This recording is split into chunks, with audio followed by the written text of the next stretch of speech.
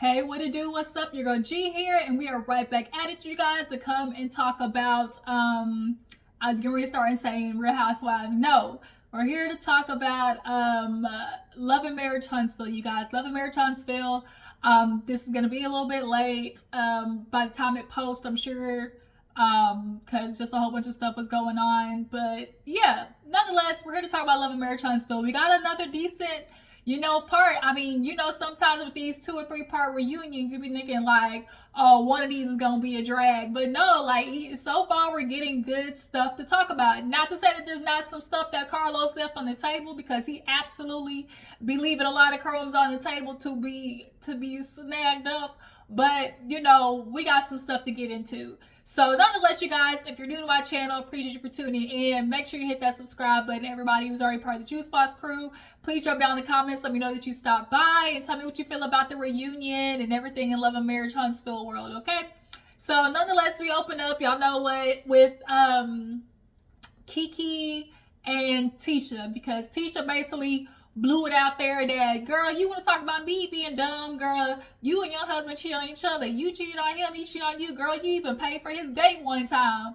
Everybody was like, so confused, like, what in the world? And so Maurice's facial expressions have been getting me. So he, like, with the big eyes, and KeKe was like, that's a lie, that's a lie. So Carlos was like, wait a minute, KeKe, have you and your spouse cheated on each other? She was like, yes, we have cheated on each other. And Tisha's like, and you still married him, so who dumb? She's like, girl, your head too big to be that dumb, to be this stupid. She was like, just dumbass trick. Like, she was just going in. And then, so then Carlos was like, okay, so then what about the date? Like, so you gave him money to go on a date? And she was like, no, that's not what happened. I gave him money, and it come to find out that's the money that he paid for the date with. But ain't that just only one word? Just ninjas. That's all. That's literally all. To literally have the audacity to ask your wife for money, so that could be the money that you pay for a date with another woman with, like, it's audacity. And that's why you can't be out there, my man, so some of you girls are, and your man is trash. But like Tisha said, like, you still married him, but nonetheless, at least she know what's up. And like KeKe said, girl, it's the denial for me. So Tisha was like,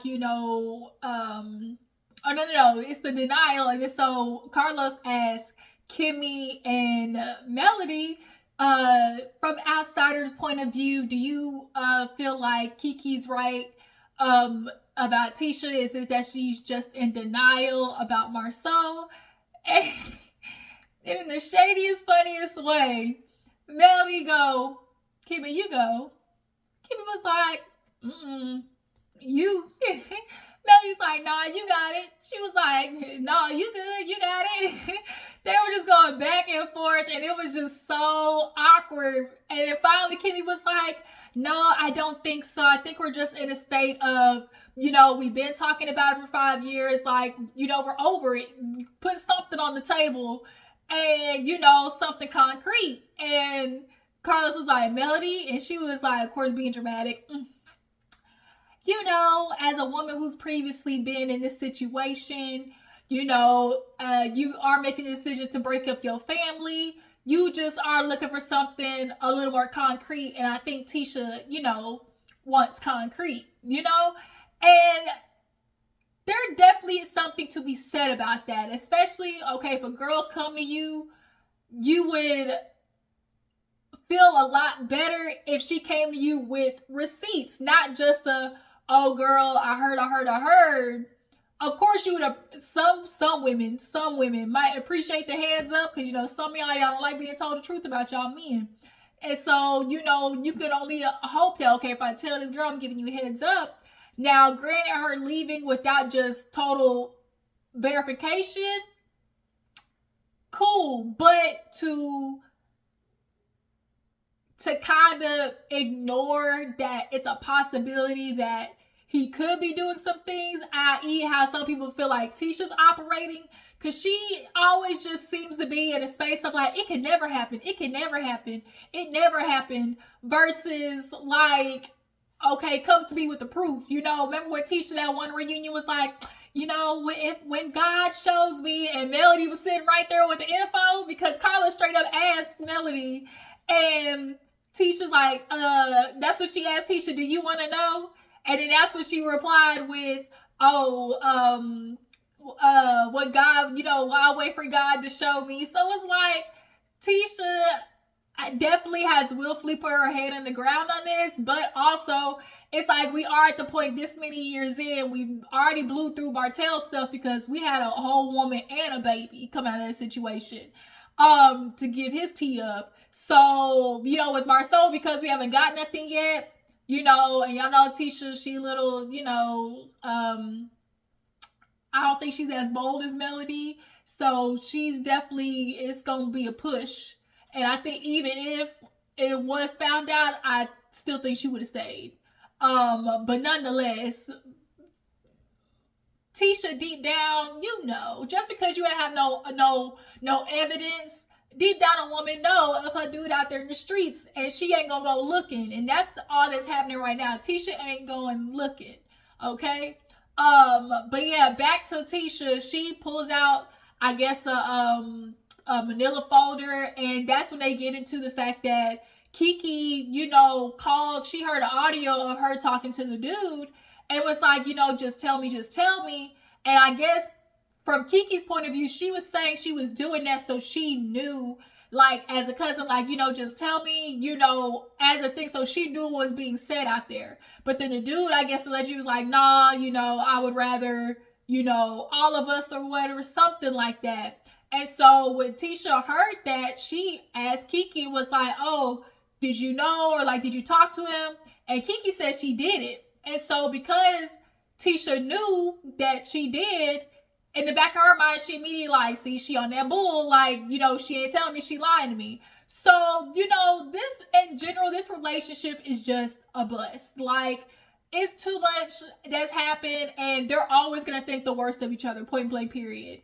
So, nonetheless, you know, KeKe and Tisha, they not gonna be good. What else happened after that? Oh, then we gotta, of course, gotta get into, you know, the whole drugs, you know, the drugs of it all. Okay, so then we now gotta get into KeKe and her, you know, allegations, if she's still on stuff, you know, if she's sober. So of course they do the audio, or do the, you know, the play-by-play, the footages.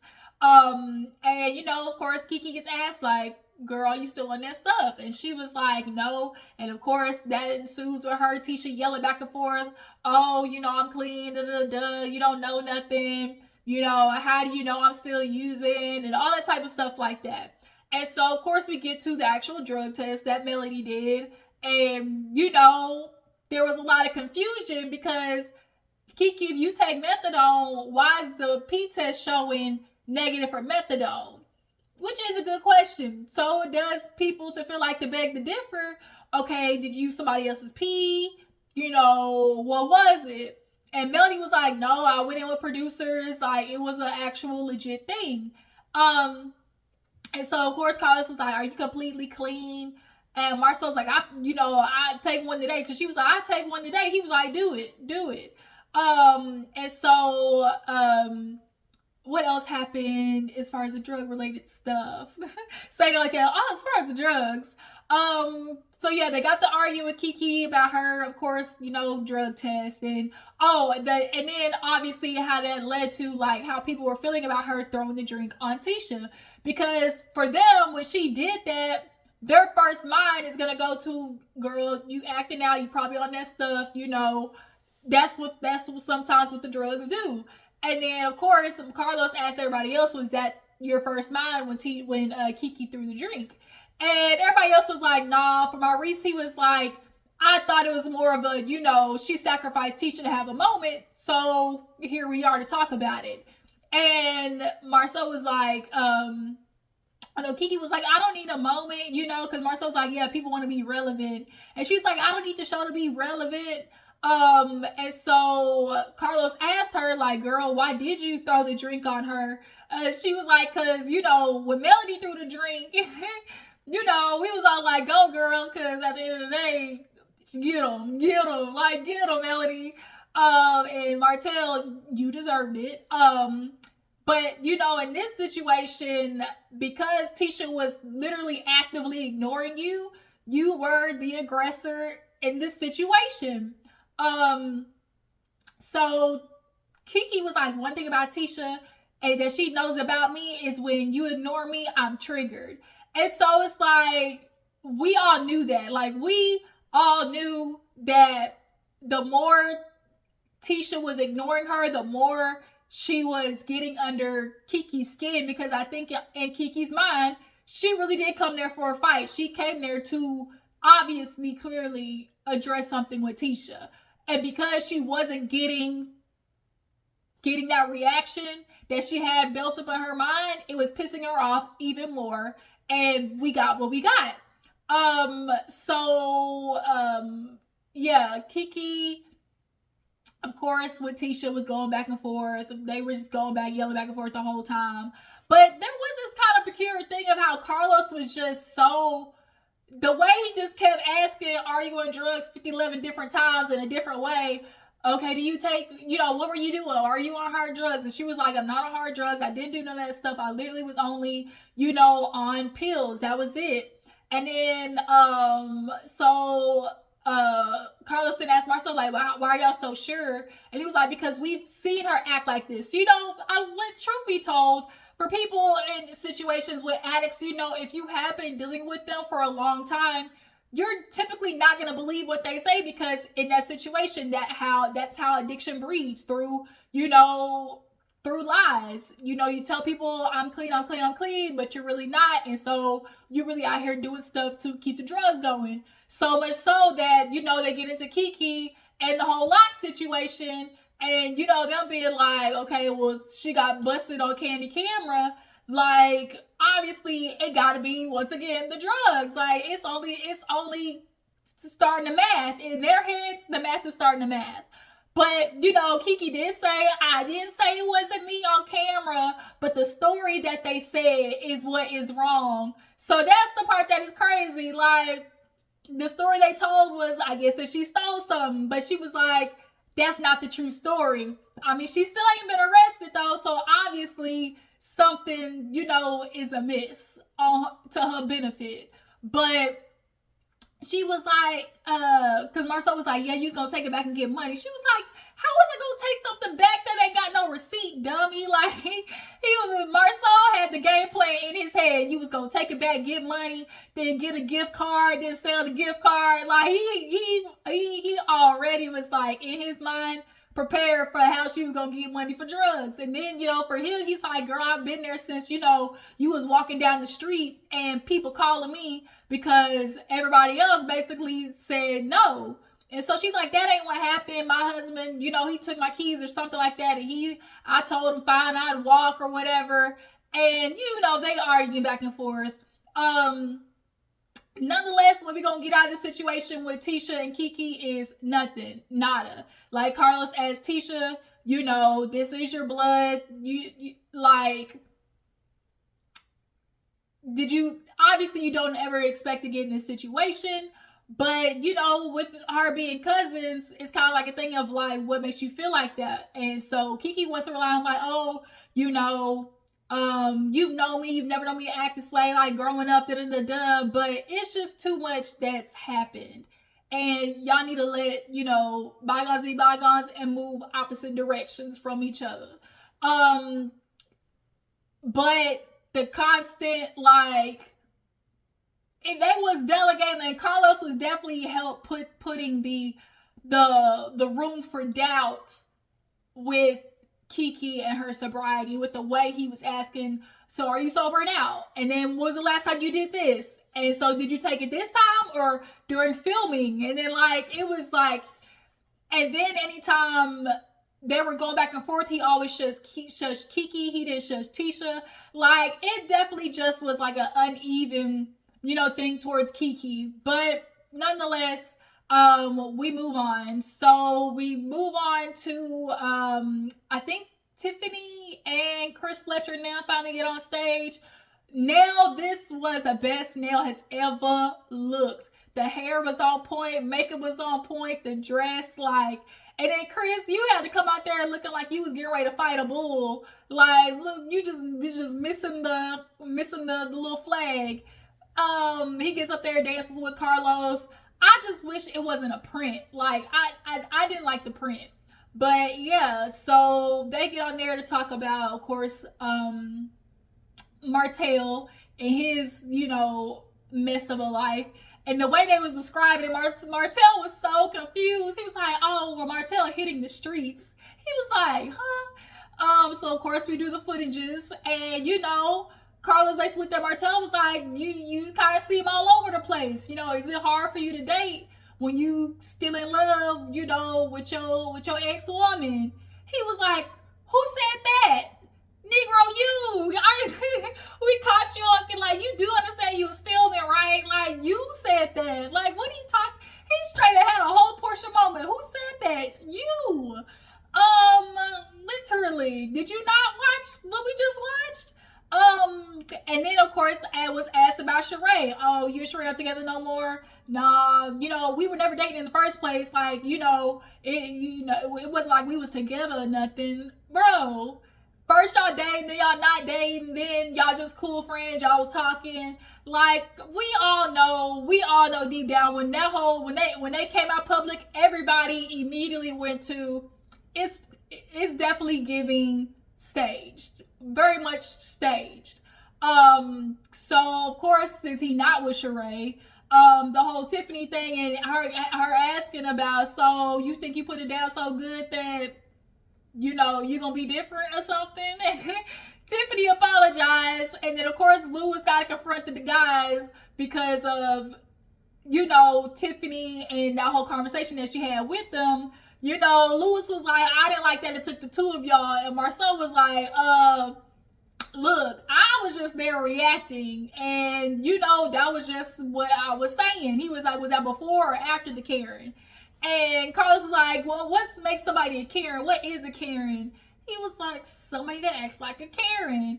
And that's somebody who, inserts themselves, forces their opinions. And so Lewis was like, so then you could be a Karen. He was like, no, when have I ever forced my opinions?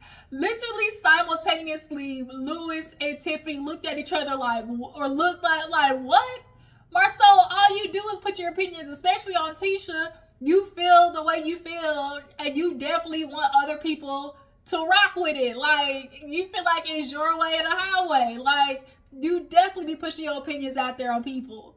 But I digress. They basically then get into after how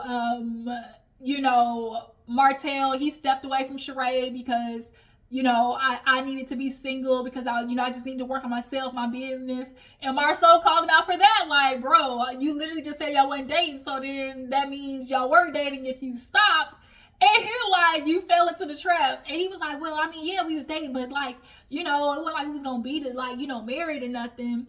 And so Carlos was like, are you afraid to say on camera, that you have feelings for Melody because she'll use it against you or something?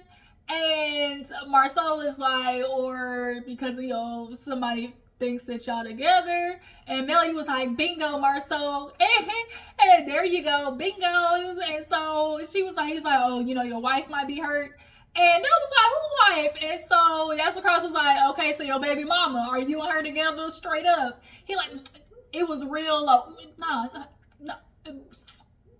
And like Marcel said, does she think y'all together? Because it don't matter what you say. Does she think y'all together? And obviously from the live that we saw, it's very clear that Martell always operates in the space of coming on here, filming, you know, telling the whole world that you, and telling Melody, oh, can we get back together? You know, let me work on me. You know, I still love you. Like, you know, if I would have changed everything. You constantly say that, and then when she get mad, and then you realize you ain't got nowhere else to go, now all of a sudden it's we together. And I think that's why he put her on live, because he knew this shit was getting ready to come out. Now that I think about it, I think that he went public because he knew this reunion was getting ready to come out, and all the filming in the show, and he wanted to get ahead of it. But yeah, nah. And so she's like, he's lying. And Carlos was like, what makes you feel like they're together? She was like, every time my kids go over there, she over there, like always. And so he was like, well, do you feel some type of way about it? You know, are you hurt? She was like, it's not hurt, but I get protected, because at the end of the day, like, that bitch came for me. Like, she not only admired what I had, she ruined it because she wanted it so much with his help. And then obviously we all know the spiral of everything that's happened with Ariane and Martell, and all the mess they done talked about her on, you know, social media and things like that. Of course, Martell, he wanted to stick up for her. Well, what are your 11 babysitters and what they could have said about me? And you know, Melody was like, at the end of the day, like I said, here he is, you know, defending her, and that's like, shame on him. And Martell was like, well, every time like I request something, it's always a problem. Like, you know, it's always a problem when I request something, but I'll never be that difficult with you. How did they even come out of it? I was so confused because, bro, we was just talking about your baby mama and how she like to talk mess about Melody. So I don't know how that he deflected hard right in that moment. Because she's like, first of all, like, my kids ain't stayed overnight, no nothing. Like, he is so set on the fact that, like, when Melody got the kids, like, he wants to be able to control who watches her and all the bit. And you want to get a babysitter, but you don't want to bring them over to me. Like, no. Like, no. You're not happening no more. So then they get into there was something I forgot that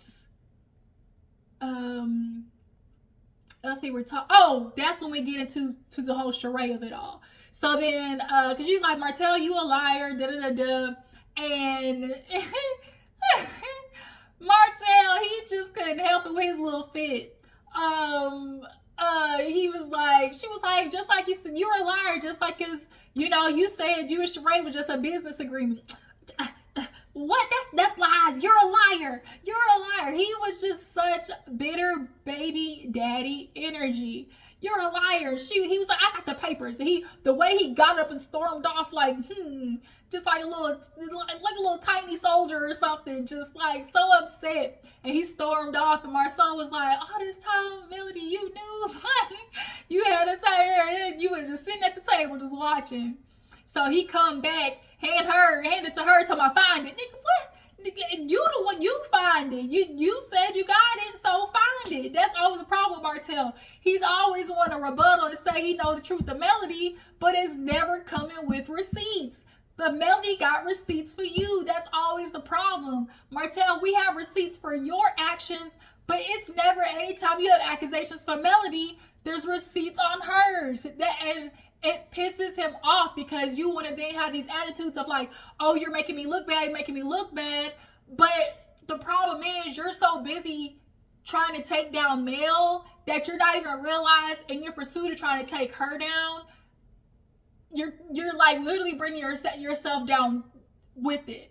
Like, you're not, as long as you keep trying to make things worse for Melody, you're only showing the actions of why you are a terrible human being. So yeah, well, that's about charade. You know, it was just a business agreement. Because she was like, my lawyer asked, he was like, nah, that's just business. So, what else happened after that? Tisha and Marcel, the Martell of it all. We all know he want Melody back. That's always gonna be a thing. He gonna always be ever forever messed up. You know, Nell was like, "You said it to me," like, and it's she said on and off camera.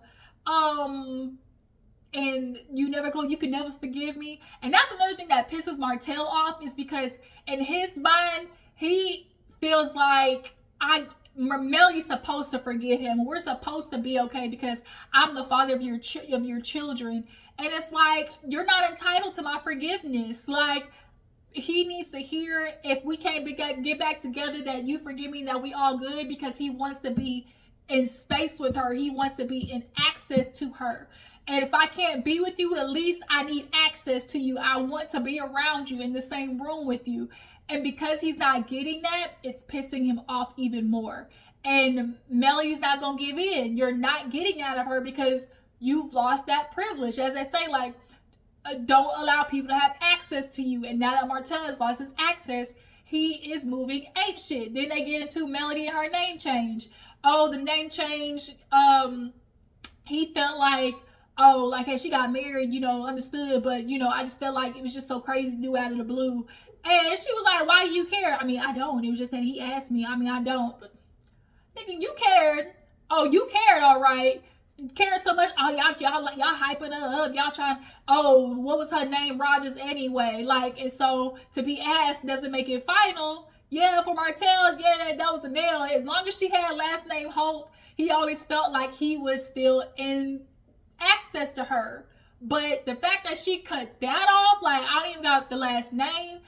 Yeah, it definitely is making him lose his mind even more, which is why he's determined to try to take her down, because he definitely believes that because she left him, that's the reason why his life is in shambles, and not because of his actual actions. And that's what happens when you don't go to therapy and do the work. That you realize that maybe you're actually the problem. So yeah, Melody definitely blew up Martell's spot. And once again, he gets pissed off with his anger. He got anger issues, absolutely. So yeah, Melody changed her last name. She moved on and done. They was going back and forth so much, Carlos had to be like, caboodle, done. At least the glad to see that y'all moved on. And she was like, so glad. You see how toxic our house was? He's like, it wasn't that toxic. She was like, man, that's why I beat your ass that time. Everybody said, oh, God dang. Everyone was like, we just know Martell means they was in that house. Maybe tussling a little bit, clearly. But Martell was right, though. If a man had said that, I mean, for sure. But yeah, y'all clearly was toxic, and that's why Melly decided, I gotta go. I can't do this no more. I gotta save me, Lucius. I gotta save me. So we get into a little segment with Tiffany and her postpartum.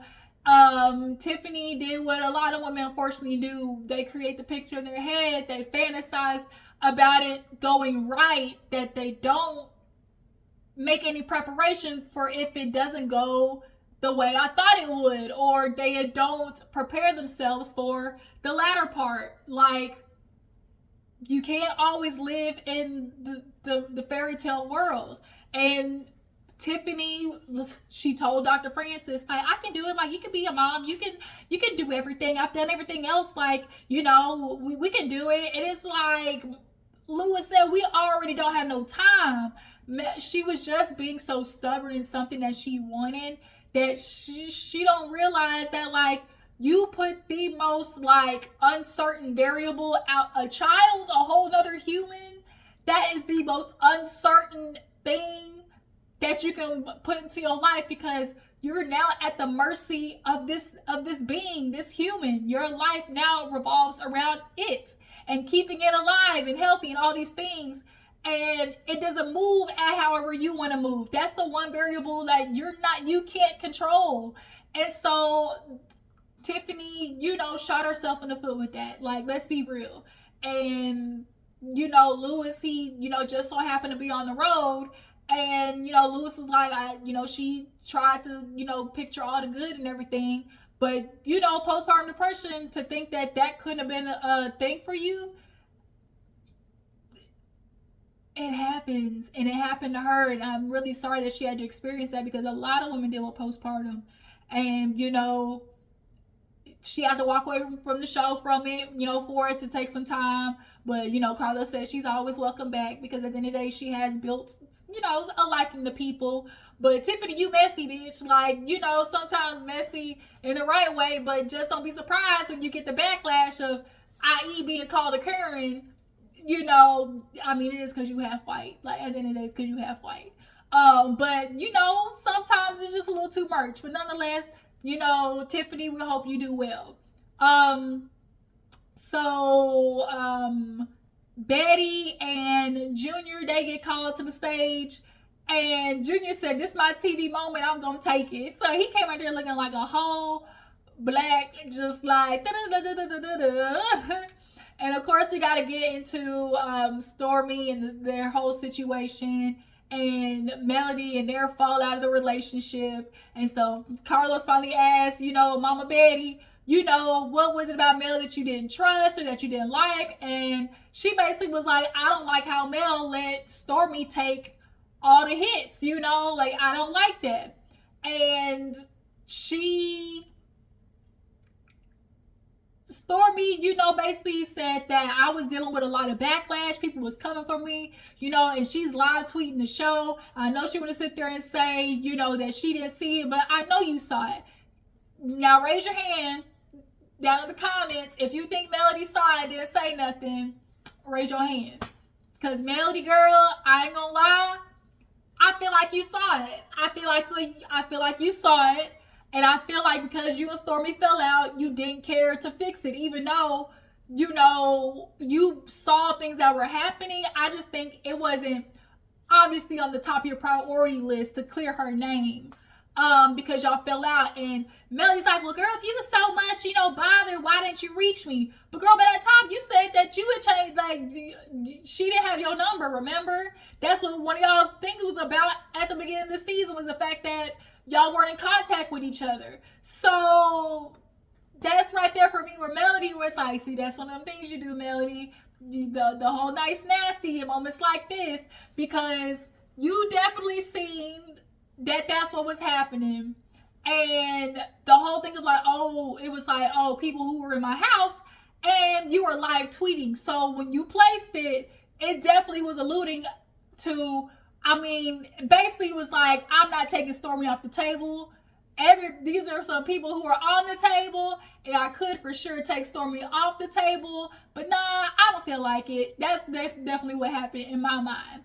But Miss Betty and Melody started going back at it with each other, y'all, and Melody was like, Miss Betty, don't come over here, Miss Betty. You got so much going on with your family that, you know, don't worry about my business. She said, why you worry about my business? She was like, girl, you over in this business. And so now they back and forth. Stormi like, mama, Betty, like, stop it, mama. And then that's when the episode ended. Yeah, it was another good part of the episode. This review kind of went on longer than I thought, but my mind was kind of all over the place. So yeah, this review, sometimes it goes good, sometimes it goes bad. You know, when I do a little puff give, you know, before video. Sometimes it work in my favor. My mind, you know, is good in the zone. And other times I'm a little spaced out. Sometimes I be up here for the better lack of example. But yeah, you guys, I really appreciate you for tuning in. I will catch you guys in the next video. If I miss anything, drop it in the comments and let me know. Check you next time. Deuces.